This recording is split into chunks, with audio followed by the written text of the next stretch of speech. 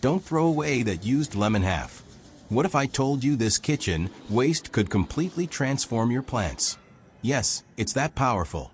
Where we turn everyday kitchen scraps into garden gold. Today, we're unlocking the hidden power of a used lemon half. And trust me, your garden will never be the same after this. Here's how to use it the right way. 1. Take a used lemon half. Squeezed is perfectly fine. 2. Dig a small hole near the base of your plant.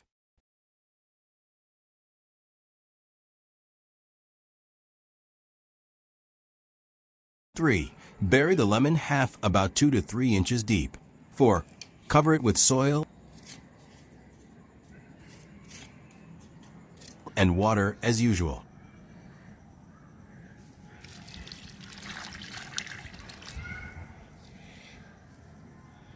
In just a few weeks, you'll notice stronger stems, greener leaves, and fewer pests around your plants. All from one tiny lemon half.